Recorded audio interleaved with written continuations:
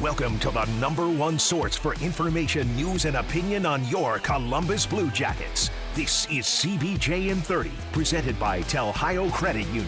You can also find the audio version on the CBJ Radio SoundCloud page, Apple Podcasts, TuneIn, Spotify, Google Play Music, or wherever you listen to your favorite podcasts. Now here's your host, Bob McElligott.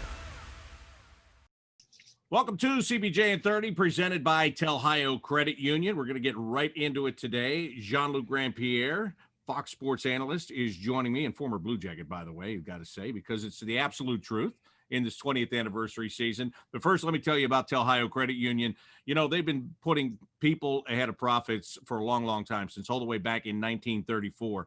So that brings the question to you, why settle for a normal bank when you have a credit union that is going to put you ahead of everything? To find out what they have, what they offer, and why you should join, just find them online at telhio.org. All right, Jean-Luc, let's get to this. There's a lot to talk about today. The Blue Jackets losing to the Tampa Bay Lightning last night in overtime, 3-2. It's back-to-back overtime losses. That means a couple of points were picked up in games that they could have squandered them. But the real story right now is Pierre-Luc Dubois. He didn't play very much in that game. He lost a battle early in the first period. Took a long time to skate back to the bench, and then he was on that bench for the remainder of the game. He played 3 minutes and 55 seconds all told, and never touched the ice, in the second, third, or the overtime period. So my question to you is, and I'm asking this as I want you to put on your player hat here, okay? Like, if you're in that situation, who's at fault here? Because you don't have to go far. You can watch any program. You can listen to any show. You can go on social media, and you can find both John Tortorella and Pierre-Luc Dubois getting blamed for this. You know, as a former player, if you're in that room and you're watching this go on, what do you see happening? Well, I think the guys are focused on their own game at this point, and they want to stay away from any drama. But I don't know if they saw it when it happened on the ice. But, you know, even for us, you know, I'm focused on what's happening, you know, on the game, not necessarily what's going on behind the scene. And once I rewatched that shift and that, you know, battle, as you called it, which brings me to my next question to you. Bob, do you call it a battle if you don't try? No, that's a good question, right? No, and the fact that you get stapled to the bench answers that question. That was not right. But anyway, yeah. Yes, go ahead. But so as a player, yes, it's one more distraction that you do not want. You know, you're focusing on winning a game. You're playing the Stanley Cup winner from last season. All you want to do is battle, win, and then to see this as a distraction, it's not a good thing for the Blue Jackets right now. But as a player, you just have to regroup, and you know, I'm sure they'll have a closed door meeting. Talk to Pierre-Luc. You know, I don't know if they're going to talk about, you know, with the coach as well, but this is something that you need to resolve ASAP if you're the Blue Jackets. It's not a dream start to the season. Yes, you picked up a point to the Tampa Bay Lightning, which is a great thing, but you have another game Saturday afternoon at 2 p.m. and you have to be ready for that. And ideally, you would like to have Pierre-Luc Dubois 100% playing his best for the team, because both you and I know, Pierre-Luc Dubois is a great asset to this team. Alexander Texier did great filling in for him yesterday, but PLD is PLD, and right now they need him. Yeah, they do need him. There's not a question. And I was really shocked because, you know, he said going into camp that he was going to be a good teammate and he was going to play hard. And we'd seen that through the first 4 games. He wasn't having the results offensively. He had the 1 goal on Monday in Detroit, but you know, all in all, you can put him on the list of guys that were underachieving offensively.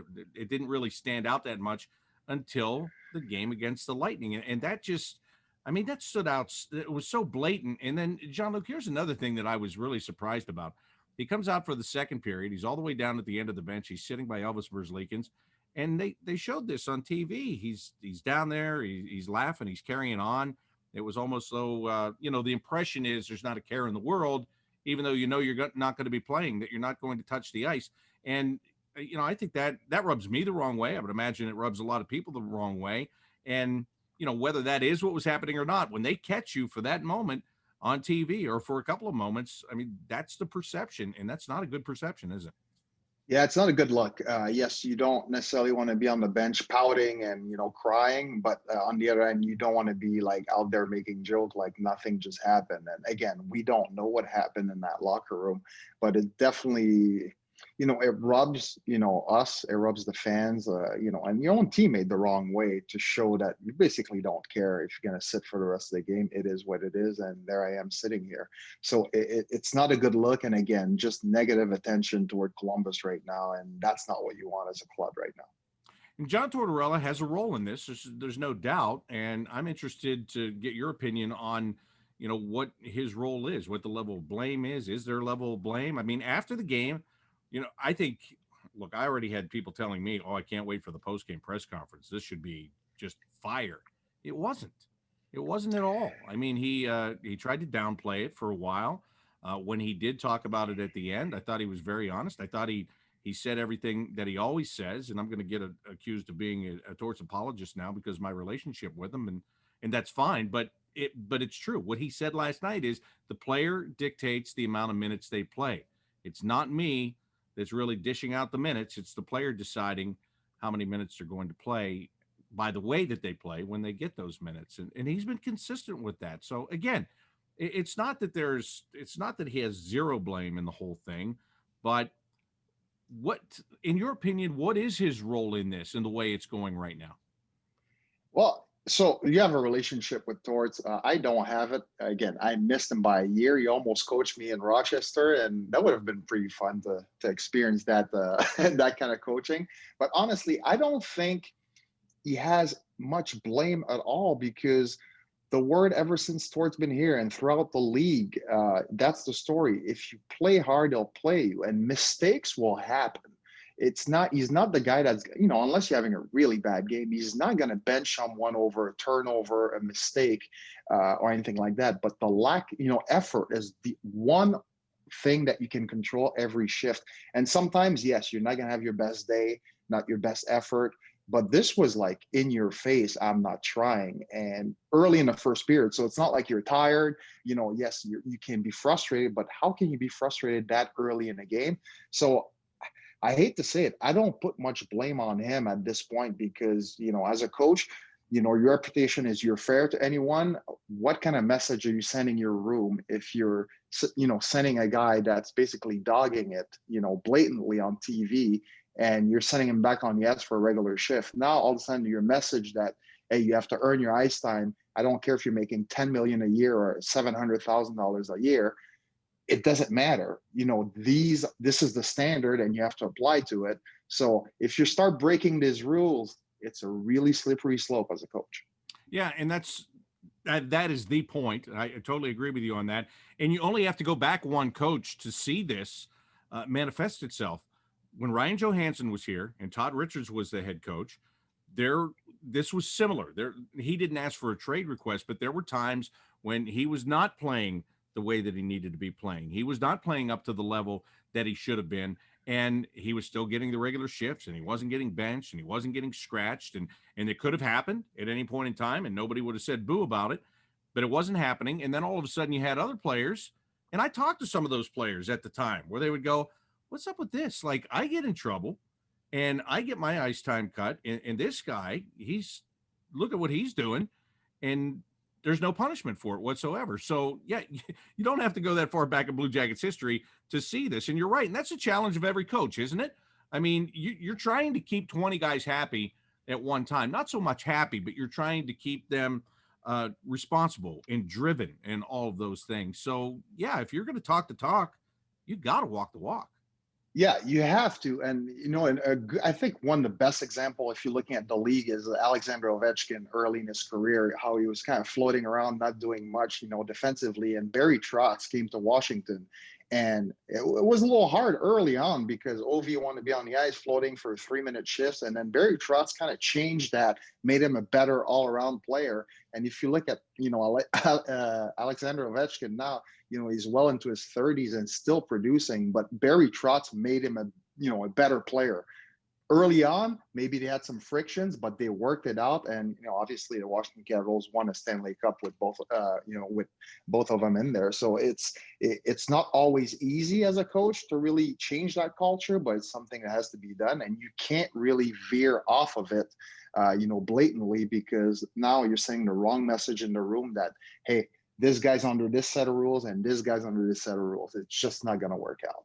Yeah, I remember saying for years, Alexander Ovechkin's not going to win a Stanley Cup. I don't care how good he is. He's not going to win a Stanley Cup. And at that time, he wasn't going to, because like you said, it was, free for all. It was their rules and my rules, right? But as soon as it became the team rules, and it's funny too, because he was the captain, and I'm not knocking the guy. I mean, that was just the nature of how it was. He's one of the best players in the world. Sometimes you get coaches that, quite frankly, they're not willing to try to make those adjustments with the best players in the world. They fear for their own jobs. They fear for, if they make that player mad, that player's going to the GM. All of a sudden they're out of work. Barry Trotz, he had a long enough track record that he was able to step in there and go, look, Alex, I know what you do, but this is what you need to do. And it was a tweak, quite frankly, right? I mean, it wasn't, it's not really overhauling his whole game. It was just making a couple of adjustments, and he's a so much better player now. And I mean, I'll be honest with you, Jean-Luc, I have more respect for him when I watch him play the game now, because I think he's so much better. And I think he's a better leader when you watch him play now.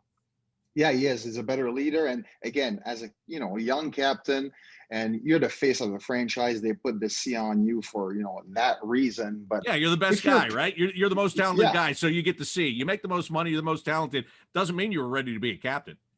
Exactly. And you're in that locker room, and you're like, man, look at really? That's our captain? It's got to be hard. And then all of a sudden, now he's under the same set of rules as everyone, and he embraces it, and he understands how hard it is. And now you're looking at your best player, the captain, a guy that's won MVP, scoring title, and you're seeing how dedicated and how hard he works, and listening to the coach. Now you get 21, 22, 23 other guys to really follow and listen to that coach. So it's a big, big difference. And just like you, I used to say, hey, this guy will never win a cup. He's not a leader. And then there he is now, well into his 30s, and you watch him, do things that, you wouldn't think possible at that age. Right. And again, you can teach an old dog new tricks. And in that case, when he learned the tricks, he won a Stanley Cup. So who knows? He might win another one before he's done playing. So this Dubois situation, we don't know how it's going to shake out. I mean, he wants a trade. I assume that he will get that at some point. When that's going to be, I would also assume, and I know nothing, and we're having this conversation before John Tortorella talks, but if he goes right back in there on Saturday and gets the opportunity to play, I'm not going to be shocked, because that's also John Tortorella. It's not like you get one chance and you're banished. I think he'll get a chance to make up for his mistakes, if you will. I think he will. I don't think he's going to be in the doghouse. The leash is short. But at this point, I think the leash is short pretty much on everyone, because the team is not, they haven't won five or six or 4 or 5. So the leash is short on everyone right now. And I don't think, he's going to be sitting out next game or anything like that.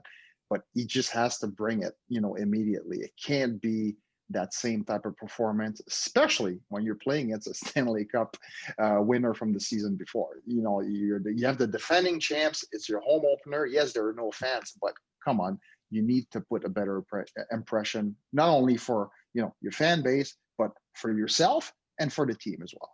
Absolutely. Let's get to the rest of the team, because there's breaking news as we do this. This is not huge news, but it kind of is for this team. Emil Bemstrom has been assigned to the taxi squad, and Nathan Gerby has been called up from the taxi squad. This move, to me, is long overdue.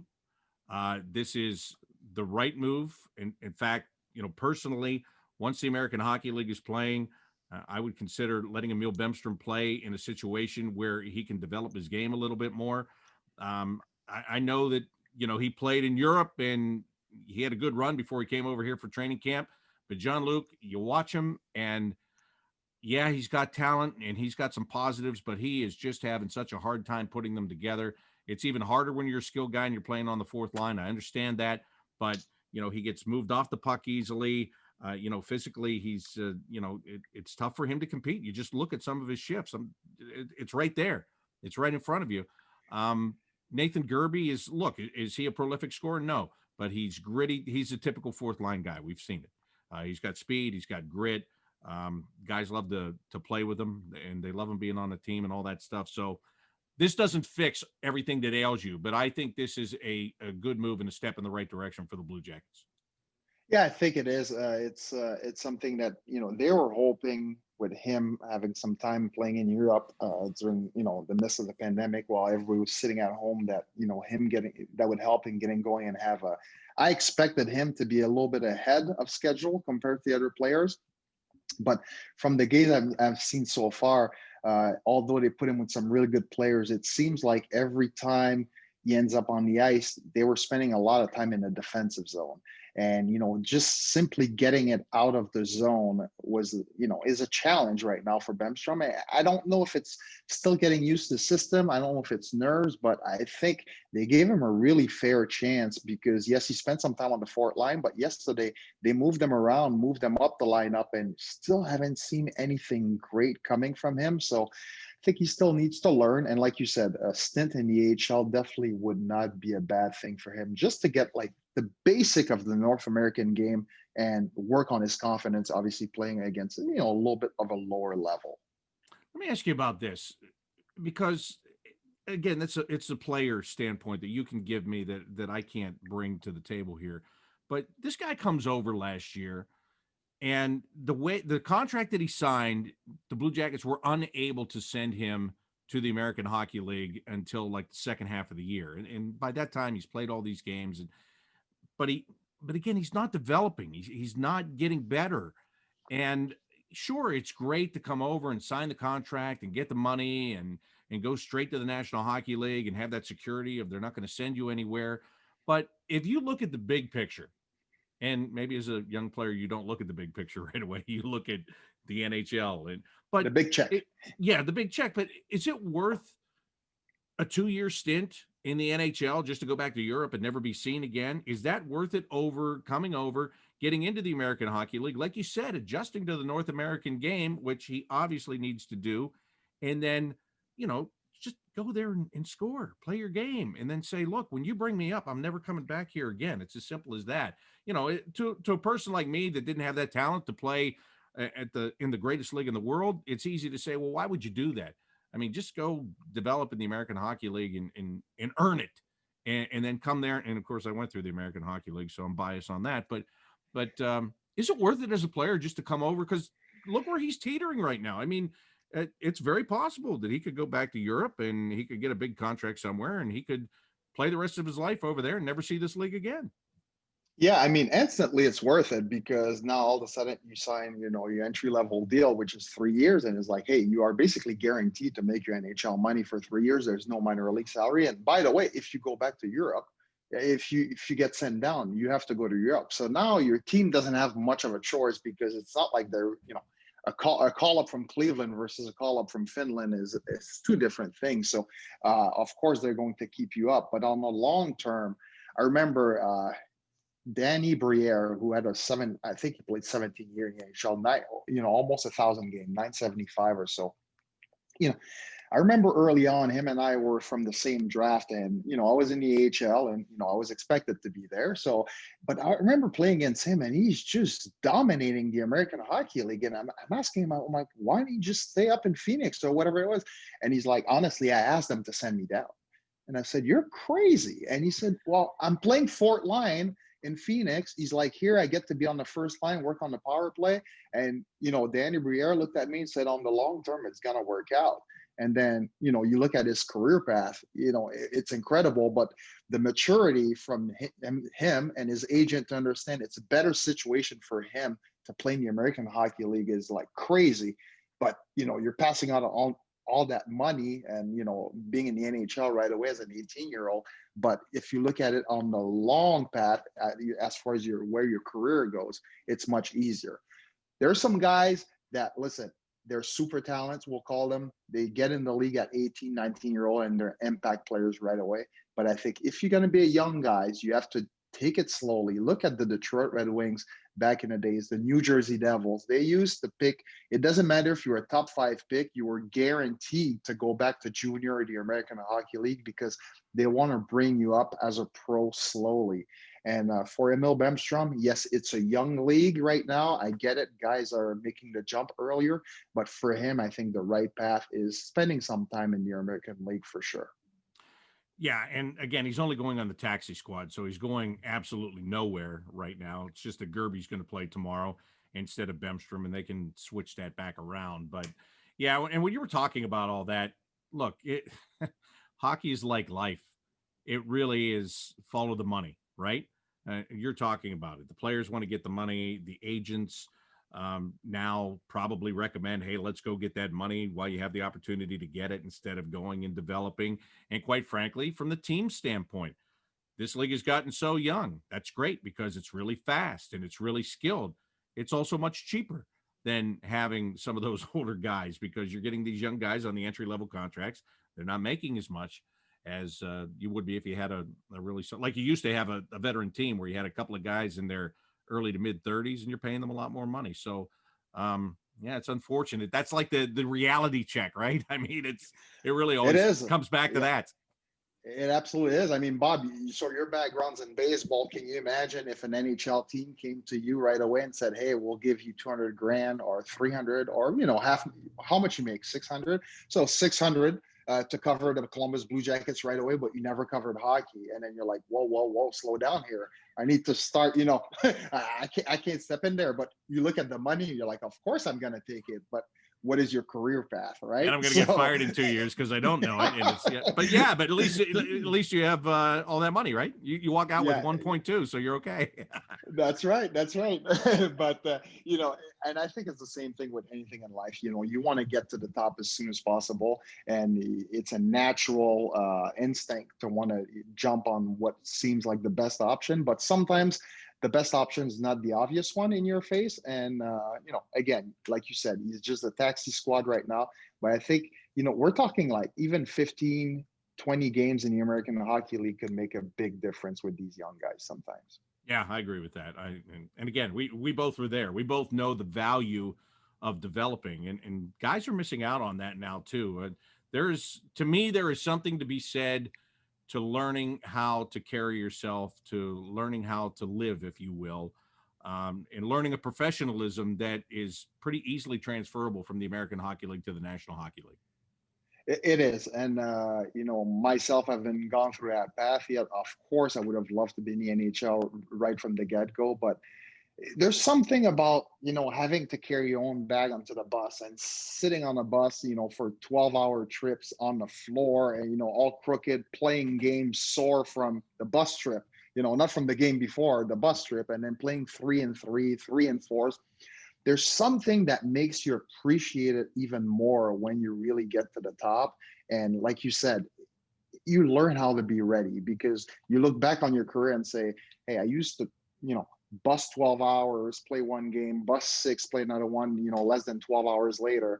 And once you get to the NHL, and yes, you are spoiled, you earn that right to be spoiled, but all of a sudden it's a little easier to, manage 3 games in 5 nights because you've been through the grind. You understand that you have it good and it could be much worse. And you still have some buddies in the American Hockey League busing right now while you're up there, on private flights. So there's that sense of appreciation that unfortunately we're getting away more and more from it because these guys are getting up to the league at such a young age now. Yeah. We're the old guys that are saying that people don't appreciate what they have, but sometimes they don't because they didn't have to learn that appreciation at the lower levels. Here's a story that happened to me last night. When you're talking about this, it made me think of this story. So remember how in the American Hockey League, if you were on the road, the way you got food after the game was they brought a menu into the room and put it on the table before the game. So you had to go through the menu, you pick what you wanted, you put your money in the bucket or an envelope, whatever was there. And then after the game, you'd get on the bus. There'd be a couple of boxes of food and you'd sort through and you'd find yours and you'd eat while you're on the bus ride. Correct? Yeah, oh yeah, I remember the soggy chicken parms. That's right. Yeah, because they brought in the day they would bring it at the beginning of the third period is the day that you went to overtime, right? And you were there Of course. forever. But anyway, so last night, so we are, because of how things have changed for us, we're supposed to get a box lunch when we get to the arena. There's no media room, so we're getting a box lunch. So I go in and I go to the area where my box lunch is supposed to be, and there's nothing. It's nothing there. Gone, right? So I go, so now I'm just resigned to, well, I guess I'm not eating. And I go up to the press box, and long story short, some guys from our office were kind enough. They were talking to somebody because mine wasn't the only meal missing, I guess. And they found it and brought me one, and that was great. But I was thinking, the first thing that went through my mind is, like, I didn't eat before I got to the game, and it was just like those games in the American Hockey League where I was like, I am so hungry. I can't wait to grab that sub when I get on the bus. And that would be the day that my sub wasn't in the bus, and I paid for that order and they forgot to bring it. You know those days.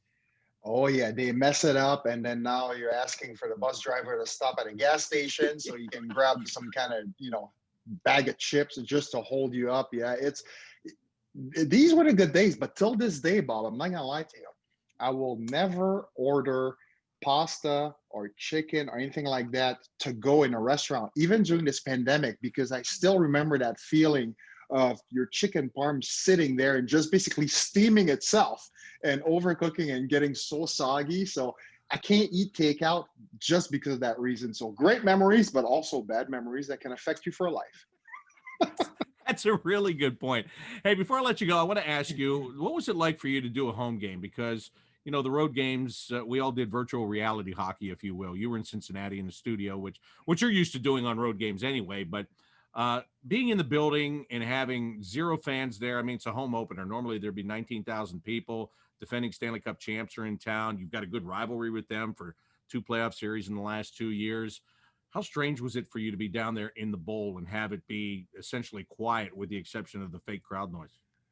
It was really strange, and obviously you miss the fans, you miss the energy, and it kind of makes you realize. I heard Liam Foudy and Nick Foligno, Cam Atkinson talk about, it's weird without fans, and I'm like, hey, stop complaining. And then now you're there, and even at the intro when they're presenting the guys, and there they are at center ice waving at the cameras. Yeah, it is. I can't even imagine the feeling of, especially for the young guys, Liam Foudy, first season in the NHL. This is your dream to play in front of fans. And now all of a sudden it's this empty building. And it's got to be really hard for all the players. But listen, every team is in the same boat. They're all playing in front of an empty building. You have to find that energy. So for us, it's kind of the same thing. Yes, we wish the fans were there. I wish I was outside in the plaza, especially on opening night, although it was a little chilly yesterday. But yeah, you're okay with that. Yeah.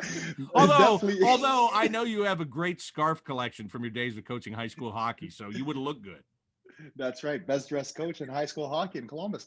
But yes, I did miss the energy from the fan, pre-game, post-game.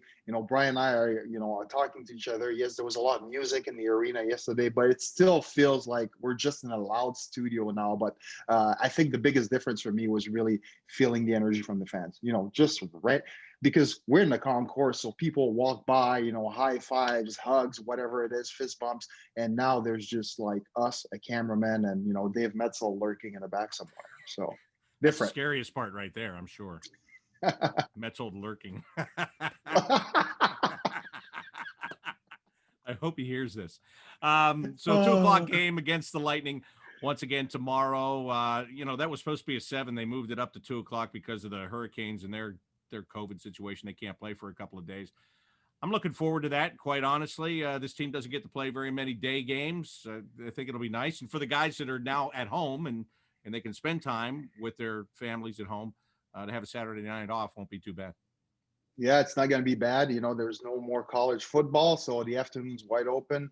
All the Columbus fan gets to watch their team and then move on and, cook dinner and have some fun with the family. And same thing for the players and for ourselves. So, yeah, I love the afternoon games, especially on the weekends. Yeah, no argument there, Jean-Luc. No argument. Hey, thanks for doing this with me today. I really do appreciate it. And I look forward to seeing you from a distance tomorrow. All right, Bob. Hopefully I catch you there Saturday. Bye. All right, that has been CBJ and 30 presented by Telhio Credit Union. Tomorrow, the Blue Jackets and the Lightning, 2:00 face-off at Nationwide Arena. Pregame coverage starts at 1:30, both on Fox Sports Ohio, where you can see Jean-Luc, and on the Blue Jackets radio network, including the flagship station here in Columbus, 97.1 The Fan. That's going to do it for the CBJ and 30 presented by Telhio Credit Union. Until next time, I'm Bob McElligott saying so long.